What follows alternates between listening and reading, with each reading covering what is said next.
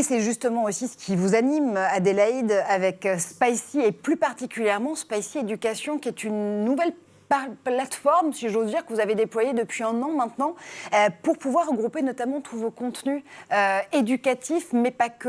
On y trouve beaucoup de choses sur Spicy Educ, à la fois les titres phares de Spicy, notamment Conspi Hunter, qui a été le documentaire de Thomas Huchon, qui a notamment beaucoup fait parler de lui et de Spicy au début du lancement de la plateforme. Il y a aussi des fiches pédagogiques, il y a aussi des quiz, il y a aussi des programmes courts.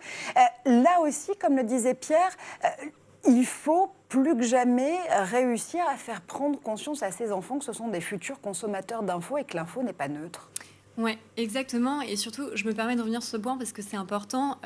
Nous, on met vraiment à disposition notre savoir-faire des enseignants. C'est-à-dire que toutes les vidéos qu'on a réalisées chez Spicy et qu'on réalise encore pour Spicy Edu, parce qu'il y a aussi des petits formats courts qui ont été réalisés uniquement pour le volet éducation de Spicy, c'est vraiment une mise à disposition des enseignants pour que les enseignants aient les clés pour apprendre à leurs élèves à aiguiser leur esprit critique. C'est ça qui est très important aujourd'hui.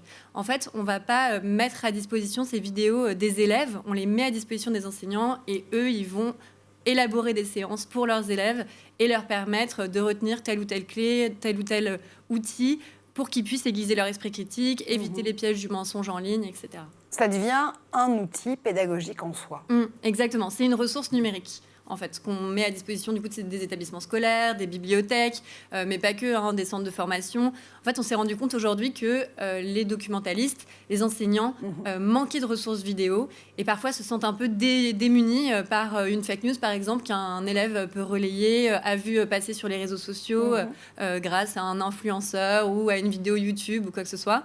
Et en fait, ils ont besoin que les enseignants leur montrent aussi des vidéos qui expliquent, qui donnent vraiment des outils pour se repérer dans ce grand bassin qui est l'information et les réseaux sociaux, là où il y a énormément de fake news et où c'est très difficile de démêler le vrai du faux.